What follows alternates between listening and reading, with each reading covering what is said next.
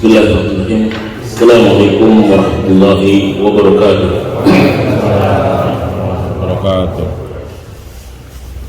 Bismillah, alhamdulillah, salatu wassalamu ala rasulillah nabiyina Muhammad bin Abdillah, la hawla wa la quwwata illa billah, amma ba'du.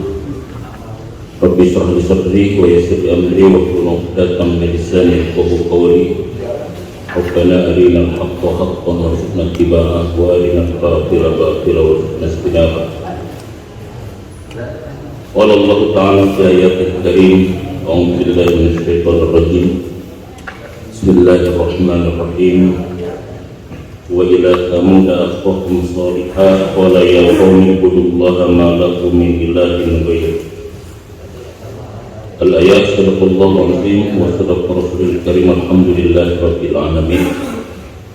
Hadirin bapak-bapak, ibu-ibu jamaah Masjid Al-Falah yang mudah-mudahan senantiasa diberikan keistiqomahan oleh Allah Subhanahu wa taala dalam iman, dalam taat sampai kita menghadap kepada Allah Subhanahu wa taala. Puji syukur kepada Allah yang masih terus mencurahkan nikmat dan hidayah kepada kita semua, sehingga hari ini kita masih bisa bermuajahah dalam kajian rutin kita. Insya Allah ini adalah merupakan kajian perdana di bulan Syawal setelah Ramadan. Mudah-mudahan Allah terima seluruh amalan-amalan ibadah kita di bulan Ramadan, dan mudah-mudahan Allah pun masih akan berikan kesempatan kita untuk bisa menemui Ramadan tahun depan dalam keadaan sehat walafiat, insyaallah. Amin ya rabbal alamin. Kajian kita, kajian bahasanya hendak saya seperti biasa, yaitu kajian kitab Al-Mustafad min Qasasil Quran, hikmah dibalik kisah-kisah dalam Al-Quran. Pada kesempatan ini saya ingin menyampaikan sebuah kisah tentang Nabi Saleh alaihissalam. Al-Faslul Khamis, Qissatu Saleh alaihissalam, terkait dengan kisah Nabi Saleh alaihissalam. Nabi Saleh ini adalah satu dari 4 nabi yang keturunan bangsa Arab. Jadi nabi itu tidak semuanya berbangsa Arab. Bahkan kata ulama, bahkan dalam satu hadis hanya 4 nabi. Ada yang mengatakan riwayat yang lain 5 nabi yang berketurunan bangsa Arab atau yang berasal dari Arab. Nabi Saleh, Nabi Hud, Nabi Shu'aib, dan juga Nabi Muhammad sallallahu alaihi wasallam. Ada yang mengatakan dalam Qasasul Anbiya Ibnu Katsir, nabi yang berketurunan Arab itu juga Nabi Ismail alaihissalam. Bahkan Ismail inilah merupakan nabi pertama yang juga berbahasa Arab. Jadi tidak semua nabi yang kita wajib imani yang 25 itu yaitu berbangsa Arab. Bahkan banyak nabi sendiri yang diutus oleh Allah di kota Palestina. Makanya Palestina itu termasuk kota apa? Kota para nabi. Ya, kota para nabi. Nah, oleh karena itu maka dalam kesempatan ini Nabi Saleh ini diutus oleh Allah kepada bangsa kaum yang kuat, yang cerdas, yang hebat-hebat. Namanya kaum apa? Kaum Thamud. Ya, kaum Thamud. Dalam bahasa ayat itu dikatakan wa ila thamud akhahum shalihan wa ila hud akhahum wa ila apa? Ad akhahum hudan. Itu banyak ayat-ayat dalam Quran yang redaksinya adalah dan kepada Samud kami utus saudara mereka, yaitu Shalihan, Nabi Saleh. Jadi di dalam ayat ini Nabi Saleh itu disebut dengan akhahum, saudara dari kaum Samud. Ya, saudara dari kaum Samud. Ini kadang-kadang Quran menggunakan bahasa itu. Tapi kata para ulama bahwa yang disebut dengan akhu di sini adalah akhi dalam sisi nasab, bukan akhi dalam sisi agama. Wa inna masamahullahu akhuhum bi'tibarin nasab, itu huwa min qabilati Thamud bahwa akhuhum nasaban la dinan. Fakana alaihi salam awwalu ma bu'ahum ila ibadatillahi wahdahu. Jadi wa inna masamahu Allahu akhahum bi kibarin nasab. Jadi Allah berikan nama kepada Nabi Saleh itu adalah saudara. Dari Samud ini adalah terkait dengan masalah nasab, bukan terkait dengan masalah agama. Di sini menunjukkan bahwa kata akh itu maknanya ada banyak sekali, ya. Jadi akh itu kan sering dikatakan dengan kata saudara, ya, yang kata dasarnya juga punya makna artinya sama, ya. Innamal mu'minuna ikhwah. Ikhwah ini kan dari kata akhi. Akhi itu artinya saudara. Yang satu akar kata dia dengan akh yang artinya adalah sama, persamaan. Jadi kenapa dikatakan saudara? Karena ada sisi-sisi persamaan. Nah ini juga sebetulnya kata para ulama tafsir ketika menafsirkan surat Al-Hujurat ayat yang ke-9, 10, innamal mu'minuna ikhwah. Sesungguhnya mukmin itu bersaudara. Jadi kita itu bisa bersaudara kalau kita mengedepankan persamaan. Karena kata akh itu artinya saudara, artinya juga sama. Jadi kenapa dikatakan saudara? Karena ada apa? Persamaan. Kalau persamaan itu dari sisi nasab, dari sisi darah, maka sering dikatakan dengan saudara apa ya? Saudara nasab, ya. Saudara senasab. Karena ada persamaan dari sisi darah. Kalau misalkan ada persamaan dari sisi akidah, itu namanya persaudaraan apa? Saudara ad-diniyah. Saudara secara apa? Bahkan saudara secara agama jauh lebih kuat kata Imam Qurtubi dibandingkan saudara secara nasab. Lebih kuat. Kenapa sebabnya? Karena saudara nasab kalau beda agama itu tidak bisa saling mewarisi. La yarisul mu'min kafir wa la yarisul kafiru mu'min. Tidak boleh seorang mukmin mewarisi orang kafir dan tidak boleh seorang kafir pun mewarisi kepada siapa? Jadi bayangkan, saudara seagama ini, saudara seakidah ini jauh lebih kuat dibandingkan saudara apa? Saudara senasab, saudara sedarah. Bahkan pertanyaan ketika kita di dalam kubur itu bukan tentang siapa saudara-saudaramu, bukan. Bukan misalkan gini, kalau pertanyaan kubur kan diantaranya adalah man ikhwanuk. Siapa saudara-saudaramu ketika kita di dalam kubur? Pertanyaan. Man ikhwan, siapa saudaramu? Kita bukan menyebutkan saudara saya ini, bukan. Man ikhwan, siapa saudara? Al-muslimuna wal muslimin atau al-mu'minuna wal mu'minat ikhwan. Orang beriman laki-laki, orang beriman perempuan. Bukan kita jawab saudara kandung kita satu-satu, bukan. Saudara dalam artian apa? Ini namanya al-ukhuwah ad-diniyah, persaudaraan saja. Ada juga yang disebut dengan apa? Persaudaraan itu karena persamaan dari sisi wilayah, sisi negara. Itu namanya apa? Al-ukhuwah al-wataniyah. Kita saudara siapa? Sewilayah, senegara. Sama-sama di negara Yasmin sektor 6. Itu saudara, harus saling menjaga. Makanya saudara itu kata orang Sunda mah saudara. Siapa? Saudara. Arti saudara itu apa? Menghisap udara yang sama, saudara. Jangan suka mengotori udara yang ada gitu. Kita itu adalah saudara. Jangan mencemari apa? Udara yang kata orang Sunda mah kan begitu. Kita itu adalah saudara. Sama-sama satu. Jadi menghirup udara yang sama, jangan saling mencemari. Makanya jaga lingkungan kita, ya, jaga warga kita, ya, jaga ini kita, karena kita saudara. Kalau ada yang satu tidak menjaga, kita nabung sembarangan gitu, rusak udara kita, ribut kan gara-gara tidak menjaga udara kan gitu. Masalah saudara kita ini, ya, sama-sama menghirup udara yang sama. Cuma sekarang menghirup udaranya tidak sama sekarang. Menghirup udara masing-masing karena pakai masker, ya, menghirup udara masing-masing karena pakai masker. itu saudara. Al-Waqi, ya. Juga yang keempat adalah saudara apa? Saudara kita yang keempat adalah kesamaan dari sisi kemanusiaan. Jadi sama-sama manusia.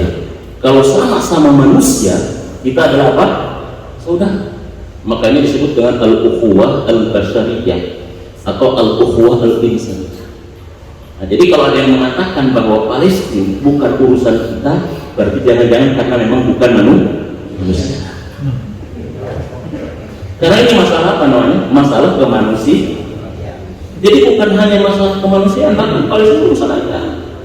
Jadi kalau misalkan ada orang yang mengatakan bahwa orang di sana ternyata mengalami intimidasi, penjajahan dan lain sebagainya, tiba-tiba celetuk dia mengatakan Palestina Israel bukan urusan kita. Memang Palestina dan Israel adalah urusan manusia, bukan urusan orang yang bukan manusia. Ini namanya al-ukhuwah al-basyariyah, al-ukhuwah al-insaniyah. Makanya kan Islam itu rahmatan apa? Yang namanya alam kan dunallah itu alam, siwallah itu alam, selain daripada Allah disebut alam. Jadi dia itu harus jadi rahmat, bukan hanya kepada manusia yang ada unsur saudara, tapi kepada binatang pun harus jadi rahmat. Makanya sistem penyembelihan yang paling baik yang Islam. Padahal kita terhadap binatang. Jadi orang Islam itu bukan hanya manusia yang mengajarkan kemanusiaan, tapi juga mengajarkan ke binatang. Nggak bisa misalnya hidup-hidup langsung dimasak, dimatikan. Itu pun harus dengan cara yang terbaik. Fa'ahsana jibatahu, kata Rasul. Kalau kalian mau melakukan sebuah penyembelihan, lakukan penyembelihan yang terbaik, yang paling bagus. Tajamkan pisau, istirahatkan apanya? Binatangnya sampai diistirahatkan, sampai dielus, sampai ditenangkan. Ya, ternyata binatang yang ditenangkan ketika mau disembelih dengan binatang yang tidak ditenangkan ketika mau disembelih itu berbeda. Ya, itu berbeda.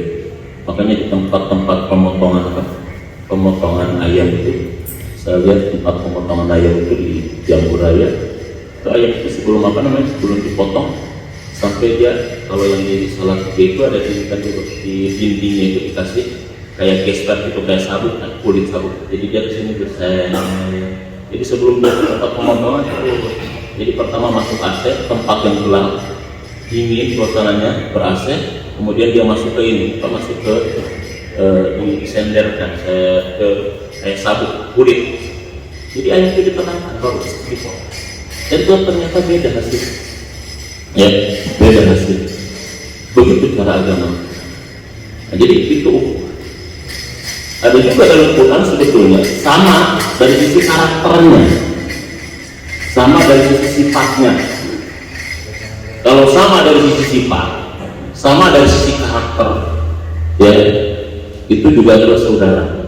Makanya ada ayat yang mengatakan, ya innal mubadirina kanu ikhwanas, ya orang-orang yang suka memubazirkan harta adalah saudara siapa?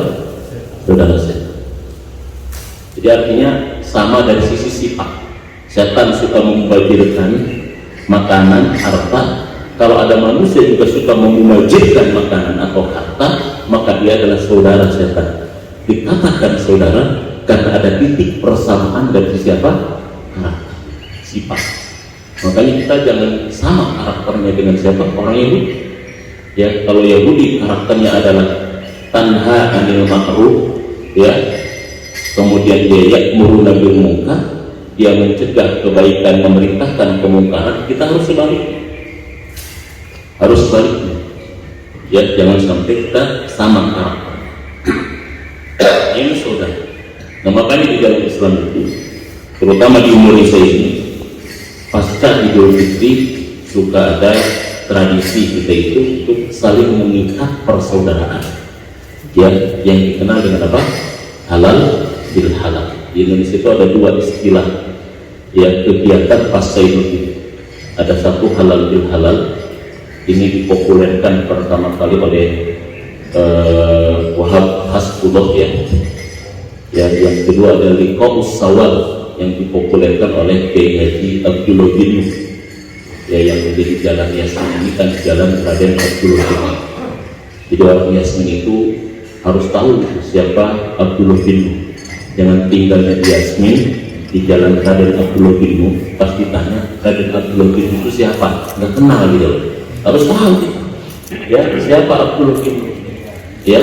Jadi jangan sampai kita tinggalnya di mana udah lama di Yasmin, kalau misalkan ditanya di mana Pak namanya, jalan Raden Abdullah bin Yasmin.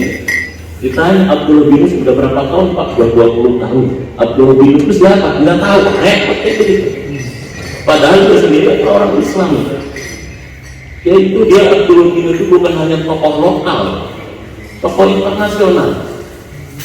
Dia termasuk satu ulama yang mendapatkan honoris causa dari Al-Azhar. Selain daripada Buya Hamka, doktor honoris causa Al-Azhar itu Pak susah, berat, sulit kalau memang sudah teruji. Dan dia sudah buka kamus, dia sudah bikin kamus sendiri, kamus Arab Indonesia. Ya, Abdullah bin, dia seorang ulama, dia juga seorang mujahid. Kalau dulu begitu ulama itu, dia ulama, dia mujahid. Dia mu'allim, dia muharrik. Kalau dulu begitu, dia seorang pengajar, dia juga seorang muharrik, penggerak ya. Jadi muharrik dakwah bukan hanya mu'allim ya. Dia bukan hanya mengajarkan tentang ilmu, tapi dia mengajarkan juga, tapi juga dia ikut terjun ke lapangan untuk senantiasa membela ataupun untuk senantiasa memerdekakan bangsanya atau negara. Itu Abdullah bin itu luar biasa ya, sangat luar biasa. Bahkan dia di Abdullah bin. Itu ada dua istilah di sini. Nah, kenapa dipakainya istilah halal bihalal? Nah, ini kita perlu tahu tentang masalah local wisdom gitu ya. Kalau local wisdom itu apa namanya, apa istilahnya, apa kearifan lokal ya, kearifan lokal. Jadi jangan duduk-duduk langsung kita bid'ahkan karena halal bihalal enggak ada di zaman Nabi. Kita harus tahu tentang kronologis. Sama Nabi itu kenapa? Jadi halal bihalal itu gini. Jadi dicetuskan oleh Wahab Hasbullah saat itu pasca Idul Fitri, di awal-awal kemerdekaan kita, Pak Karno itu, Bung Karno itu minta dia kepada para ulama, kira-kira apa yang bisa memperkokoh, memperkuat tentang persaudaraan kebangsaan kita ini. Karena bangsa kita diisi dari berbagai macam agama, bukan hanya Islam, tapi kira-kira apa bahasa kita untuk mempersatukan? Ada yang mengatakan silaturahim, kita harus silaturahim nasional. Kata Bung Karno begini, silaturahim itu bahasa Islam. Gimana bahasa ini untuk mengikat bukan hanya orang Islam, semuanya menyatukan. Kemudian apa? Muncullah Wahab Hasbullah itu mengatakan, bagaimana kalau kita lakukan halal bil halal? Apa maksudnya? Thariqul halal, halal bil halal itu analisisnya apa maksudnya? Kita harus saling menghalalkan dengan cara yang halal, saling memaafkan dengan cara yang halal. Halal bil halal, betul ya istilahnya juga dalam Islam, tapi kan ini bahasanya yang lebih dekat ke Indonesiaan di samping ada ke Islam. Sehingga disepakati pada saat itu, maka pertemuan silaturahim pasca Idul Fitri yang mencakup semuanya disebut dengan istilah halal bil halal. Halal bil halal. Makanya halal bil halal ini juga bisa dilihat dari berbagai macam hal. Ini adalah untuk apa? Untuk menjalin persaudaraan, memperkokoh kebangsaan kita yang kita sudah merdeka. Kebetulan momentumnya adalah Idul Fitri, kita perkuat persaudaraan dengan cara apa? Maka konsepnya namanya halal bil halal.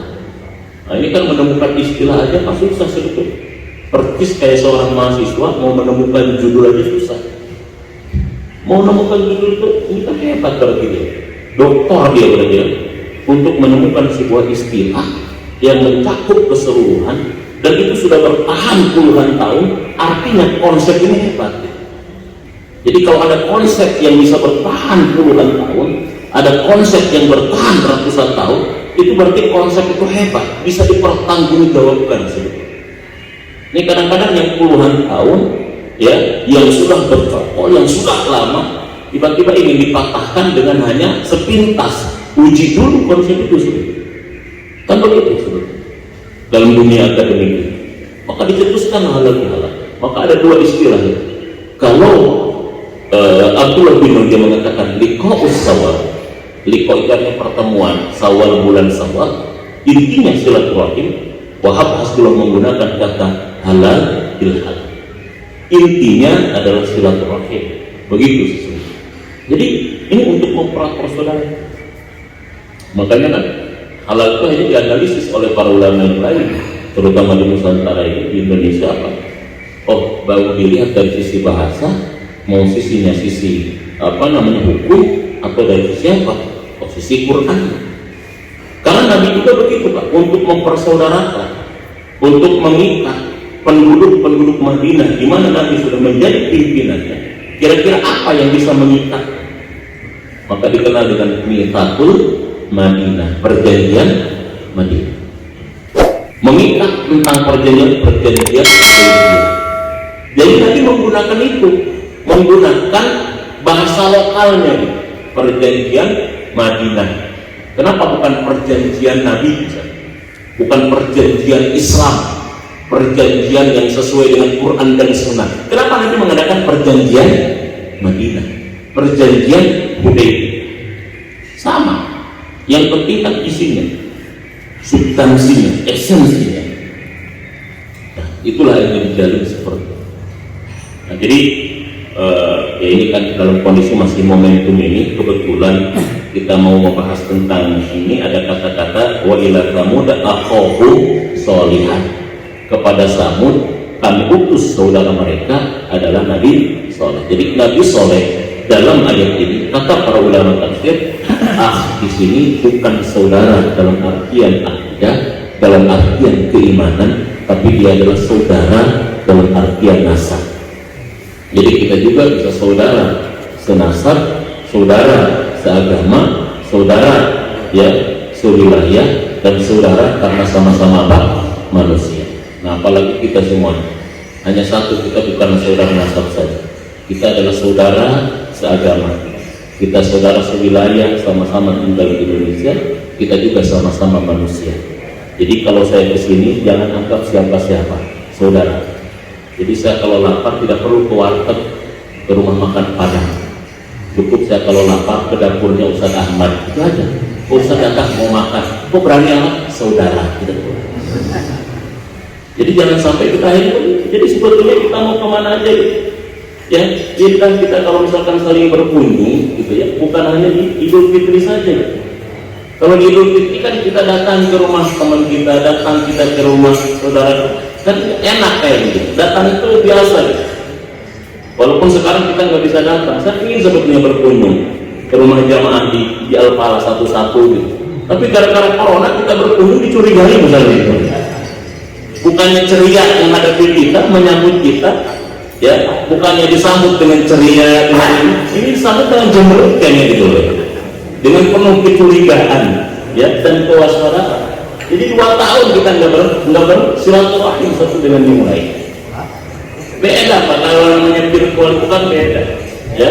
Kita itu bukan makhluk, bukan flash disk gitu loh, yang bisa dipindahkan satu sisi satu sama lain. Kita itu ada unsur ruhnya. Ngobrol walaupun video call kan nggak bisa dicipika-cipiki, nggak bisa. Masa kita mau nyuruhin handphone gitu loh? Nggak juga kita bisa. Sama kita baca Quran di handphone dengan baca Quran di mushaf kan beda. Kalau mushaf itu ada rasanya gitu Pak, ada getarannya. Kalau di handphone kan nggak ada Pak. Ya, mushaf itu bisa dipegang, baca buku asli dan baca buku e-booknya gitu kan. Kalau asli kan bisa dilihat, bisa diciumnya, bisa dirasakan. Kalau baca buku misalkan sini kan kurang gitu. Ada ilmunya, transfer ilmunya ada, tapi transfer spiritnya kan nggak ada, ruhnya itu kan nggak ada. Jadi kenapa tetap buku ini nggak bakalan hilang, tetap orang akan beli buku asli. Orang tetap akan beli kitab asli karena membaca dengan ini. Sebetulnya kitab ini ada di sini, ya. Kalau di sini namanya kode handphone satu lagi, ya. Jadi begitu, ya. Jadi ini saudara. Nah, oleh karena itu makanya di bulan Syawal ini kita ada momentum untuk mengikat persaudaraan kita. Di Indonesia ada dua istilah, dengan halal bihalal ataupun dengan liqa'us Syawal, pertemuan kita di bulan Syawal. Nah, oleh karena itu maka dalam konteks ini, ya, karena ini adalah pertemuan pertama, saya izinkan saya untuk mengucapkan tahniyah, ya, taqabbalallahu minna wa minkum wa amin wa antum bi khairin, taqabbalallahu ya karim. Mohon maaf lahir batin jika selama ini ada sesuatu yang kurang berkenan atau ada sesuatu yang mengganjal di hati Bapak dan Ibu semuanya. Insya Allah, ya, saling memaafkan. Maafkan Bapak kalau ngaji kadang-kadang bikin kesel, kalau ngaji kadang-kadang bikin ngantuk, kalau ngaji kadang-kadang terlalu lama, kodok sudah bunyi, Ustaz Supron masih ngomong dulu gitu. Ini mohon dimaafkan, dibukakan gitu, maaf yang sebesar-besar. Sama juga bapak-bapak yang kalau saya lagi ngomong bapak khusus, ternyata khususnya sudah, saya juga maafkan gitu, ya. Ya, itu bagian daripada dinamika, ya, di dalam majelis ilmu. Karena memang majelis ilmu itu adalah majelis ketenangan, ya, majelis ketenangan. Karena Nabi mengatakan begitu, kan, ya, kufat alaihimus sakinah, ya, barang siapa yang duduk di majelis ilmu, ya, kata Rasulullah, akan apa katanya? Akan diliputi, diberikan ketenangan. Saking tenangnya sampai dia sudah mimpi ke dunia lain, ya. Itu saking tenang. Jadi kita saling memaafkan. Inilah namanya halal. Jadi halal itu dari kata halal, ya, secara etimologis dari kata halal, yahillu halalan, yang saling melepaskan, ya, saling memaafkan, saling menghapuskan. Itu namanya halal, yang selama ini mengganjal, yang selama ini terbelenggu, terikat, diurai. Itu kata halal, mengurai yang terikat. Atau halal, yahillu halalan, artinya adalah mencairkan sesuatu yang beku, yang tadinya beku, saling tegang, saling curiga, dicairkan. Yang jadinya terikat, terbelenggu, diurai satu persatu. Yang tadinya mengikat, dilepas. Itulah kata halal, yahillu halala. Kita saling melepas, saling mengurai, saling mencairkan yang selama ini beku. Karena hidup itu begitu. Enak kalau misalkan kita lepas, ya, tapi kalau misalkan kita terbelenggu, kita terikat, kan seperti itu. Ada juga kalau sisi hukum, kan halal itu kan hidul haram. Halal ini adalah lawan daripada kata apa? Kata haram. Haram. Kalau haram itu kan sesuatu yang berdosa kalau dikerjakan, berpahala kalau ditinggalkan. Halal itu artinya sesuatu yang boleh, mubah. Kalau dalam Quran, halal itu kan selalu dibandingkan dengan kata apa? Thayyib. Karena mungkin ada sesuatu yang halal, yang boleh, tapi tidak thayyib. Ya, perceraian itu boleh nggak, Pak? Perceraian itu halal nggak? Halal, tapi thayyib nggak, ya? Enggak. Namanya cerai itu halal, tapi tidak thayyib. Makanya kalau kata halal, kalau dari sisi hukum dia lawan daripada kata haram. Tapi kalau dalam bahasa Quran, halal itu selalu digandingkan dengan kata apa? Artinya memang Quran itu lebih spesifik. Quran itu lebih luar biasa, lebih selektif menggunakan kata ini. Ada sesuatu yang halal tapi tidak baik. Contoh begini, Bapak dizolimin orang, Bapak diejek orang. Boleh nggak kita membalas ejekan orang yang mengejek kita? Boleh nggak? Secara hukum boleh nggak? Boleh, secara hukum boleh. Dalam agama kita makanya ada kisos namanya. Kisos itu apa? Dari kata kos. Kisos artinya kan menghidupi. Jadi kalau misalkan al-qurru bil qurri wal udhunu bil udhun, kalau ada orang yang dipukul telinganya, maka boleh dibalas dengan cara memukul apanya? Telinganya lah. Kalau ada orang dipukul sampai jatuh giginya satu, boleh dia untuk mengkisos, pukul sampai jatuh lagi giginya satu. Itu namanya apa? Pukul. Kalau belum jatuh, proses aja pukul lagi sampai jatuhnya. Itu namanya kisos, pembalasan. Nah, pembalasan itu hukumnya apa? Tapi ada yang lebih hebat lagi, ada yang lebih baik lagi dari itu. Kalau ada orang yang ngejek, kita balas dengan pujian. Atau dalam bahasa ayat namanya wal kazimin wal ghaiz wal afina anil. Bahasa ayat begitu. Kazimin, ada yang mengejek, kazim, tahan. Bahkan afin, apa ini? Ini namanya halal plus thayyib. Dasar lo kurus, apa lo ganteng? Nah itu gitu loh ya. Dasar lo jelek, apa gantengnya kita gitu. Nah, itu kan namanya halal plus thayyib namanya. Pelit lo, apa lo baik? Ya itu kan gitu kan. Itu namanya halal plus thayyib. Kalau jelek lo, sama gue juga jelek kan. Ini halal saja, tapi belum tentu apa. Jadi bahasa Quran, karena cerai itu halal, tapi dia tidak thayyib. Membalas itu halal tapi tidak baik, tapi yang baik dan dia halal kazimin al-ghaiz afina aninnas. Makanya bahasa Nabi apa? Kata Nabi apa? Afdalul fadhail. Ada 3 amalan yang paling utama di antara yang utama. Apa kata Nabi? Sil ma'qata'aka, menyambungkan dengan yang memutuskan. Jadi kalau nyambung dengan yang bukan nyambungin dengan kita itu biasa. Kalau suka silaturahim dengan yang silaturahim dengan kita itu adalah perilaku orang biasa. Tetapi menyambungkan dengan yang memutuskan itu baru luar biasa. Silman kata. Wa tuqti amman haramaka, beri orang yang kikir kepadamu. Memberi sama orang yang suka memberi kepada kita biasa. Makanya harusnya kita melakukan amalan-amalan yang luar biasa, bukan amalan yang apa? Kalau ini menjadi orang yang luar biasa. Kemudian apa? Wa tasfah amman zalama, kata-kata. Kau maafkan, kau rangkul orang yang suka menzalimi. Ini kan namanya amalan yang apa? Kata Nabi, amalan yang luar biasa. Makanya kata Nabi di hadis yang lain, orang yang 3 amalan ini apa? Hasabahullahu hisaban yasiro. Allah hisab dia dengan hisab yang mudah. Hisabnya mudah. Aisyah ditanya oleh sahabat ketika menyampaikan hadis ini, ya Aisyah, apa yang disebut dengan hisab yang mudah itu sih seperti apa? Kata Aisyah, dia hanya ditanya sepintas saja kemudian dipersilahkan untuk masuk ke dalam surga. Jadi begini Pak, manusia itu gini.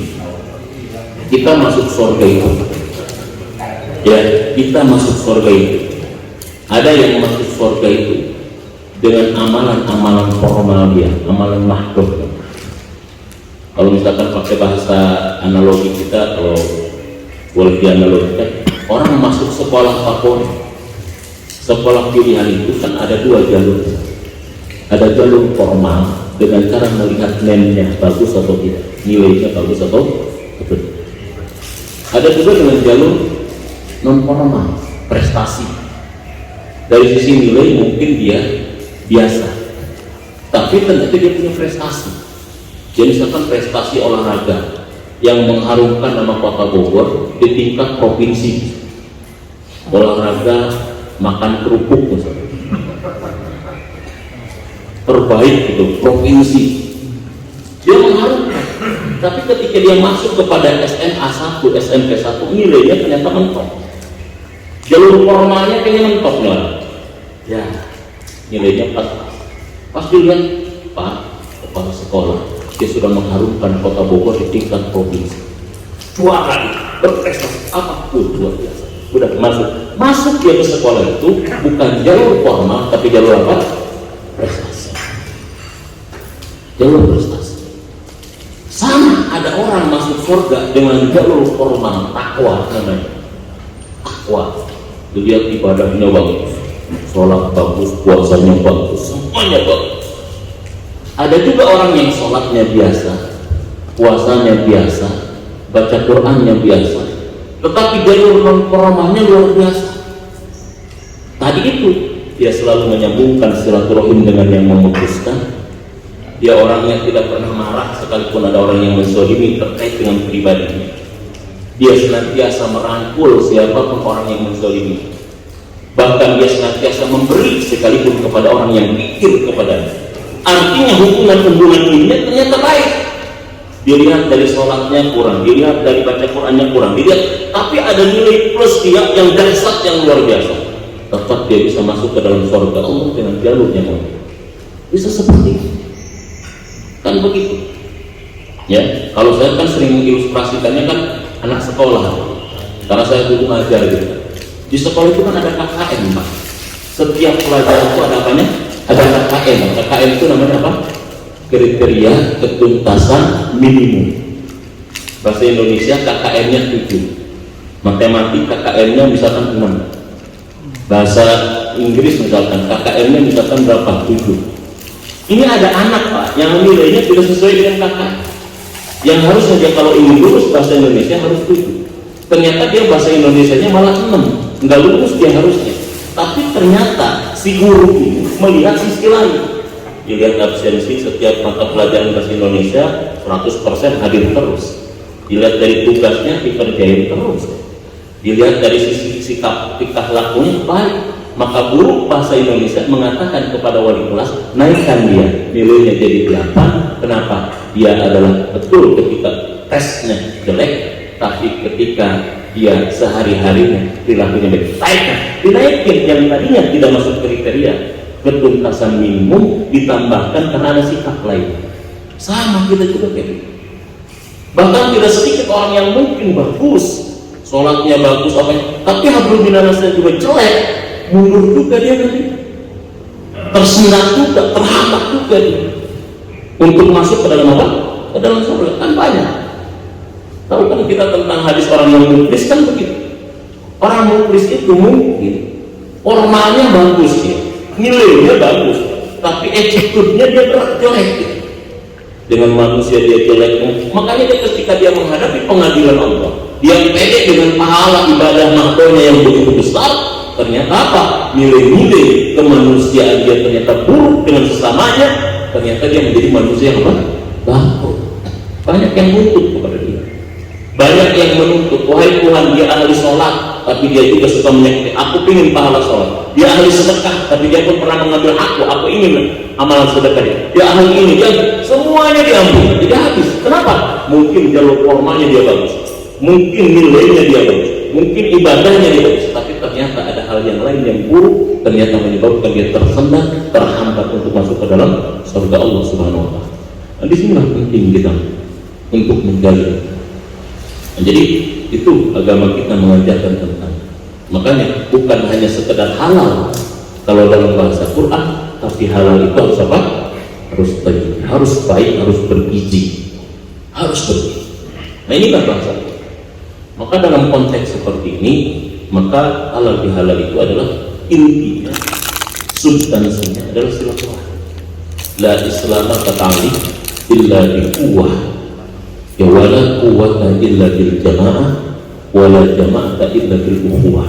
Islam itu tidak akan tegak tanpa sebuah kekuatan, kekuatan tidak akan terbangun tanpa sebuah jamaah, jamaah tidak akan terbentuk tanpa adanya ukhuwah di antara kita semuanya. Dan ukhuwah terjadi, terbentuk dengan senantiasa silaturahim.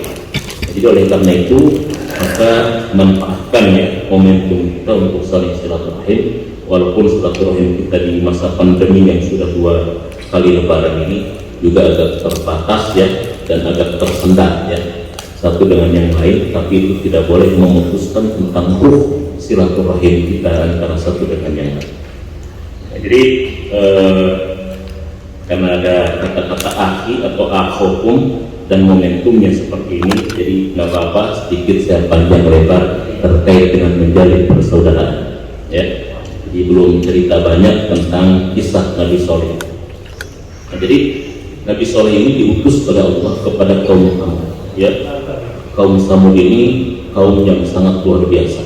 Wa Thamudal ladzina jabu sakhra bil wad. Dalam surat Al-Fajr, kaum Samud itu dikatakan oleh Allah adalah wa Thamudal ladzina jabu sakhra bil wad. Dia adalah kaum-kaum yang senantiasa membangun apa?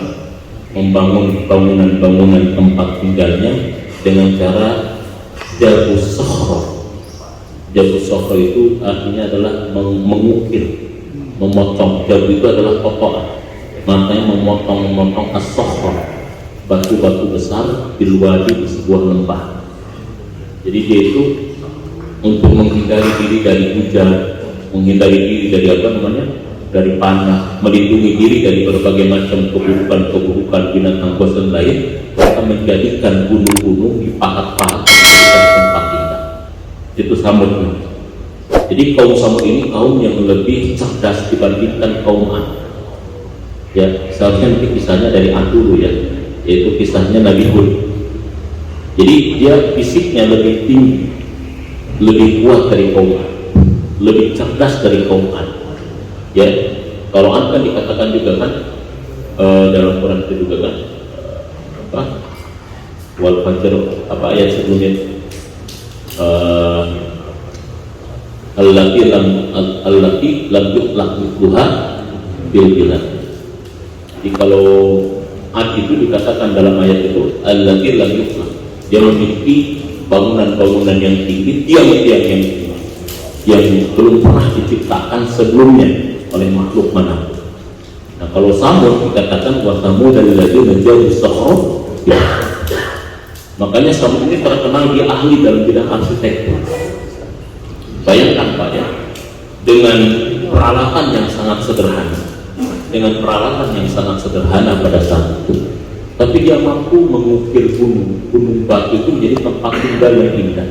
Bahkan dia bisa mengukir batu-batu itu menjadi sesuatu yang bernilai seni yang tinggi. Itu kaum apa? Itu kaum Samud sampai seperti itu. Makanya dia terkenal dengan cerdas dan kuatnya. Yang peradabannya maju karena dia punya sistem irigasi yang bagus, sistem perairan yang bagus, sehingga mengalir ke kebun-kebun mereka, sehingga kebunnya menjadi apa? Menjadi subur. Itu kaum Samud. Ya. Nah, mereka itu adalah masyarakatnya rata-rata masyarakat pertanian. Dulu itu kan yang namanya pencaharian kan perdagangan, pertanian, seperti masyarakat bangsa Indonesia kan, agraria, pertanian. Ya, walaupun kita tetap masyarakat pertanian, tapi tetap barang-barang impor terus. Ya, impor ya semua. Ya, pada waktu itu kalau kata kus-kus tongkat kayu batu jadi apa? Jadi tanaman. Ya, tongkat kayu batu jadi tanaman, tapi tetap apa-apa impor. Ya, beras impor. Ya, padahal kita kemarin kan ya kebutuhan fitrah kita kalau dihitung-hitung ya secara ekonomi kan, fitrah kita itu kan satu jiwa itu 3,5 liter atau 2,5 kilogram. 2,5 kilogram satu jiwa. Umat Islam Indonesia itu ada berapa kira? Ya, umat Islam Indonesia itu taruhlah misalkan 85%. 85% dari 270 juta itu berapa? Hah? 1,7 170 juta. 170 juta kali 2,5 kilo kali 170 juta kira-kira berapa?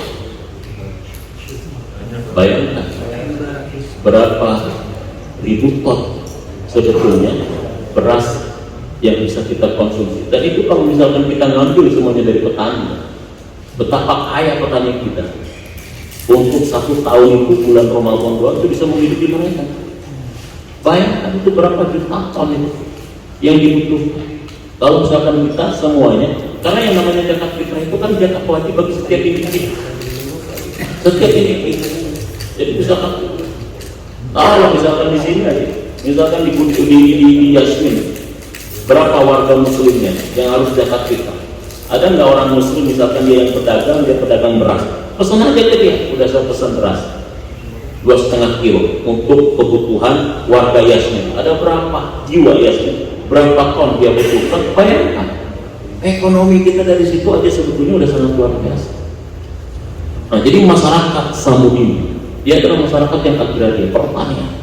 Makanya sistem irigasinya canggih, arsitekturnya luar biasa. Dan ini ternyata cukup menjadi modal untuk membangun negara. Makanya negaranya subur. Jadi wajar dia subur karena modalnya sudah satu, kuat, cerdas, sumber daya alamnya bagus. Ini kan modal. modal untuk membangun sebuah peradaban. Tapi ternyata sejarah membuktikan, ternyata masyarakat yang cerdas, masyarakat yang kuat, sumber daya alam yang subur, itu ternyata tidak cukup untuk membangun sebuah peradaban kalau tidak didasari dengan iman, tidak didasari dengan agama, tidak didasari dengan adat. Rusak, hancur Pak. Namun itu buktinya sebetulnya. Jadi kalau kita ingin berkaca, bercermin kepada bangsa Samud, bangsa Ad, kaumnya Nabi Saleh dan kaumnya Nabi Hud, itu adalah merupakan kaum yang secara kemanusiaan sudah cukup untuk membangun sebuah peradaban yang maju. Kenapa?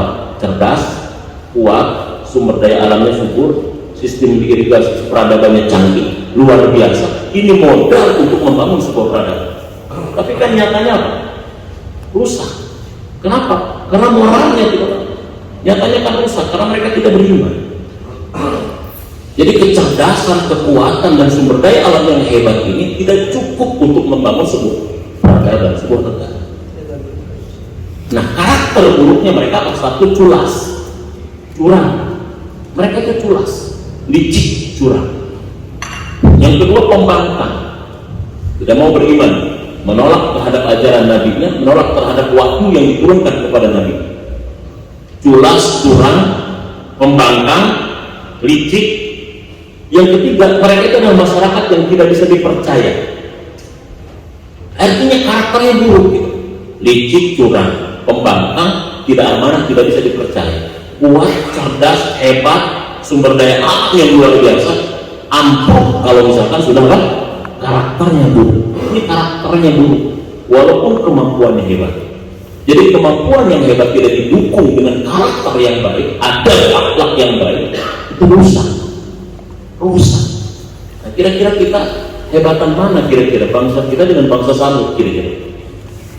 Hebatan Samud kan? Bangsa kita dengan bangsa Ad hebatan mana? Hebatan Ad. Tidak ada bangsa yang sehebat Samud untuk saat ini dari sisi fisik dan juga kecerdasan pada saat itu. Tetapi apa yang terjadi? Mereka hancur, mereka binasa, bahkan seolah-olah sampai tidak ada bekasnya karena diratakan dan dibinasakan oleh Allah Subhanahu wa Ta'ala. Nah, karena itulah sebetulnya kenapa Allah mengutus para nabi. Karena itulah kenapa Allah mengutus Nabi Saleh kepada mereka. Karena itulah kenapa Allah mengutus Nabi Hud kepada mereka. Karena itulah kenapa Allah mengutus Rasulullah kepada kaum bangsa Arab pada saat itu. Sama kenapa Allah mengutus para ulama juga ke negeri kita. Jadi begitu sebetulnya. Fir'aun juga hebat, maka diutuslah Nabi Musa untuk mengarahkan dan meluruskan. Karena bisa binasa. Makanya sebetulnya para utusan itu, kalau kita lihat itu adalah tanda rahmatnya Allah. Ya, Allah sayang nggak kepada Fir'aun misalnya? Sayang. Bentuk sayangnya Allah kepada Fir'aun diutuslah siapa? Nabi Musa. Tapi Fir'aun kan hatinya keras, sehingga tidak bisa menangkap sinyal kalau Musa itu adalah bentuk rahmatnya Allah gitu. Karena Allah sayang kepada kaumnya Samud yang begitu cerdas luar biasa supaya mereka tidak binasa, maka sayang Allah diutuslah Nabi siapa? Nabi Saleh. Jadi diutusnya Nabi Saleh sebagai bentuk sayangnya siapa?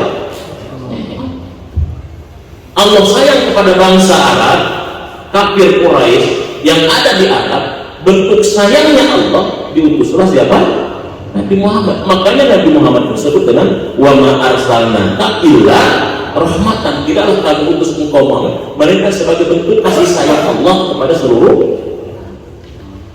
Jadi sebetulnya begitu. Jadi kalau misalkan ada orang yang datang memberikan nasihat kepada kita, itu sebetulnya Allah sedang sayang kepada kita. Cuma kadang-kadang kita tidak menganggap itu sebagai rahmatnya Allah, malah kita kadang-kadang tolak dan kadang-kadang kesal sama orang yang memberikan nasihat kepada kita. Kan begitu sebetulnya. Jadi Nabi Saleh adalah bentuk sayang Allah kepada kaum siapa? Pada kaum Samud. Tetapi ternyata tidak digubris. Terjadi perdebatan yang begitu dasar antara Nabi Saleh dengan kaum Samud itu sendiri. Makanya karena kaum Samud pandai mengukir, dia bikin sesuatu batu-batu besar diukir, ya, kemudian menjadi bentuk-bentuk yang dasar. Maka ketika Nabi Saleh datang, kalau kau Nabi, kalau kau utusan Tuhan, buktikan kepadaku. Coba kau keluarkan Kalau ngegambar unta pakai dipahat gampang. Coba kau keluarkan unta asli hidup dari kapal itu sendiri. Minta ini. Kalau ngegambar doang aku gampang, sambil merem atau kayak dipahat, jadi unta. Aku pingin bukan hanya gambar unta, tapi aku pingin kau keluarkan unta dari batu. Begitu Pak. Tantangan dulu itu kayak begitu model. Makanya Allah memberikan mukjizat kepada para nabi. Kemudian apa yang terjadi? Nabi Soleh akhirnya apa? Nabi Soleh memenuhi permintaan mereka dengan cara apa? Memenuhi permintaan mereka dengan cara Nabi Soleh berdoa kepada Allah. Dia sholat 2 rakaat. Dia memohon kepada Allah. Ya, kemudian dia mengatakan qad ja'atkum bayyinatun min rabbikum hadhihi naqatullahi lakum ayat. Dia sholat dan minta agar Allah mengeluarkan unta dari batu seperti permintaan mereka. Kemudian apa? Qad ja'atkum bayyinatun min rabbikum. Sungguh telah datang kepada kalian sebuah bukti nyata dari Tuhan kalian. Hadihi naqatullahi lakum ayat. Inilah unta Allah sebagai tanda kebesaran Allah dan kebenaran kenabian. Keluar unta dari batu, belah batu besar, keluar unta yang besar dalam kondisi sedang hamil. Fadaruha ta'kul fi ahdillahi wa la tamassuha bisu'in fayaqudakum adabuna. Kata Nabi Soleh, jangan kau ganggu unta itu. Makanya unta itu disebut dengan naqatullah. Naqatullah, ya naqatullah artinya unta Allah. Jadi unta itu disenderkan langsung kepada Allah. Itu unta Allah. Naqatullah. Sama seperti hanya ada rumah-rumah Allah namanya Baitullah. Nah, bentuk penyandaran ini ya kata para ulama adalah sandaran ta'ziman lisani. Bentuk penyandaran pengagungan supaya mereka tidak mengganggu unta ini, bahwa ini betul-betul unta dari Tuhan. Naqatullah, unta Allah, unta dari Tuhan dan unta milik Tuhan, milik Allah. Jadi begitu sebetulnya. Inilah tanda kebesaran dan kekuasaan. Makanya kalau dalam bahasa ini saya sering pernah membahas, kalau dalam bahasa Arab kan itu namanya kan tarkibnya adalah tarkib mudhaf gitu. Susunan bahasanya namanya susunan mudhaf gitu. Ya, mudhaf itu adalah namanya idofah. Ya, yang menyandarkan dengan yang disandarkan itu namanya idofah. Idofah itu kalau dalam bahasa Indonesia namanya kata majemuk. Ya, 2 kata tetapi memiliki satu makna. Ya, kaca mata. Jangan sampai tolong ambilin kaca mata bapak misalnya. Ya, akhirnya anak apa mengambil kacanya terus ngambil matanya, misalnya ini matanya kacanya digital bisa belum ledek gitu ya. Maksud kacamata itu adalah alat untuk apa? Melihat, membaca. Ya, tolong diambilin sapu tangan. Jangan diambil sapu dan diserahin apa ya? Tangannya. Sapu tangan itu maksudnya satu alat untuk mengelap keringat gitu. Itu namanya kata majemuk dalam bahasa apa? Indonesia. Tapi kalau dalam bahasa Arab kata majemuk itu disebut dengan apa? Idofah. 2 kata memiliki satu makna. Rasulullah. Kalau sudah Rasulullah, Rasul itu utusan Allah, itu Allah, utusan Allah berarti Nabi Muhammad. Itu para nabi namanya Rasul, itulah nabi. Itu namanya kata majemuk atau idofah. Nah, idofah itu ternyata ada punya makna namanya ta'ziman. Maknanya adalah untuk pengagungan, penghormatan. Dan memang kalau misalkan kita mau terhormat, bergantung kepada siapa kita menempelkan diri. Sangat bergantung kepada siapa kita menyandarkan diri, kan begitu sebetulnya. Ya, jadi kalau misalkan saya ada, taruhlah misalkan ini ya, taruh misalkan ini adalah Quran misalkan. Quran itu kan suka ada kulitnya ya, ada sampul.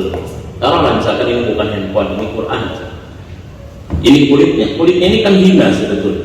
Kulitnya ini kan hina. Jadi kulit yang hina ini, kalau misalkan menjadikan sampul Quran, dia nempel misalkan ke Quran, jadi ini menjadi mulia. Karena dia menjadi sampulnya Quran. Karena dia nempelnya dengan Quran, nyendernya dengan Quran. Kita ciumin, kita taruh. Nah, itu kan seperti itu. Tapi kalau misalkan kulit ini ditempelkannya kepada kain, jadi alat marawis, digamparin orang terus. Apalagi di pesantren tiap hari ngegamparin marawis, tepak gitu. Kalau dia ditempelin ke kain, jadi beduk dia, dipukulin orang. Kalau kulit ini ditempelin ke karet, jadi sepatu. Sekalipun itu harganya 5 juta misalkan, tetap diinjak orang. Nah, orang itu kan tergantung yang dari kepada siapa. Makanya disebut nakotullah, ta'zimah, disakni. Itu untuk menunjukkan pengagungan, penghormatan. Jangan kau ganggu unta itu, bukan unta aku, tapi dia adalah unta. Dalam hadis, unta Nabi Soleh termasuk salah satu unta yang masuk surga, binatang yang masuk surga. Kan ada beberapa binatang yang masuk surga. Untanya Nabi Soleh, semutnya Nabi Sulaiman, bahkan termasuk anjingnya Ashabul Kahfi. Kalau kita baca dalam sejarah, ya, anjingnya Ashabul Kahfi masuk surga.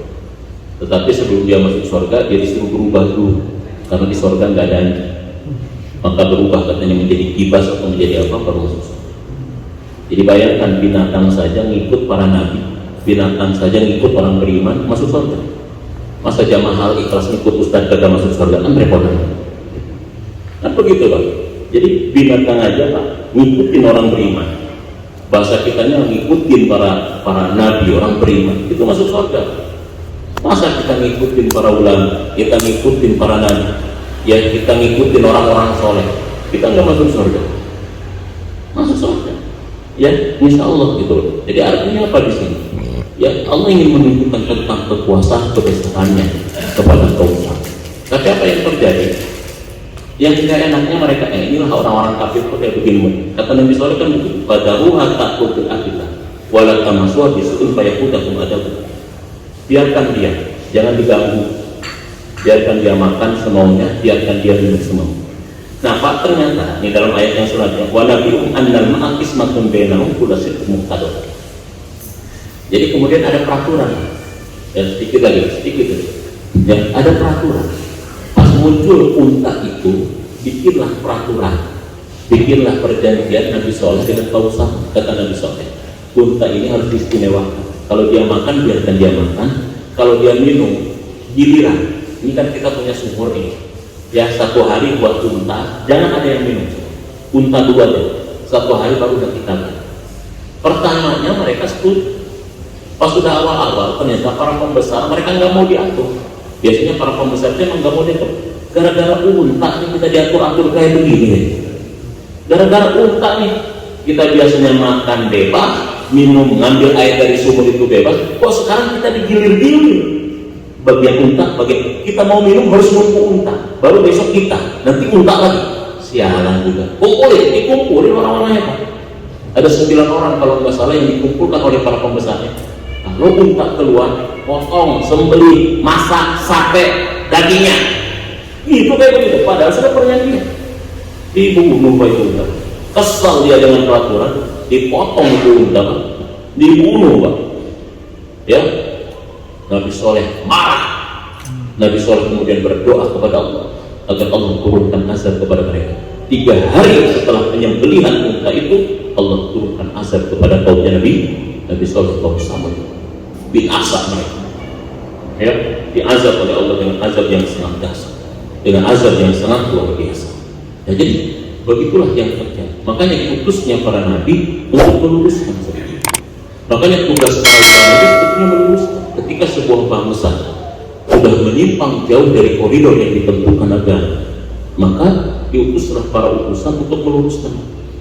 Jadi kalau mau bicara tentang apakah peradaban bisa berdiri dengan hanya modal kecerdasan, modal kekuatan, modal sumber daya alam yang hebat, tidak bisa. Samud adalah fakta yang diabadikan Allah dalam Al-Quran. Bahkan peninggalannya masih ada. Ternyata modal untuk membangun kekuatan dan peradaban besar tidak cukup jika tidak dibarengi dengan agama, tidak dibarengi dengan akhlak, tidak dibarengi dengan adab. Jadi seperti itu. Ini sedikit tentang kronologis tentang bagaimana diutusnya Nabi Soleh kepada bangsa Samud. Ya, insya Allah nanti kita lanjutkan di bulan depan terkait dengan mustaqbal. Apa kira-kira hikmah yang tersembunyi di balik kisah pengutusan Nabi Soleh kepada bangsa Samud. Demikian barangkali yang bisa disampaikan. Mudah-mudahan ada manfaatnya bagi kita semua. Yang benar dari Allah, yang salah semata-mata bodoh saja. Ada pernyataan? Bukan pertanyaan, pernyataan. Demikian. Mudah-mudahan ada manfaatnya. Mohon maaf lahir batin. Semoga Allah berikan kita kesehatan, berikan kekuatan, berikan keistiqomahan untuk terus meningkatkan kualitas iman, ilmu dan amal kita di hadapan Allah Subhanahu wa taala. Mari kita tutup dengan hamdalah dan kepercayaan.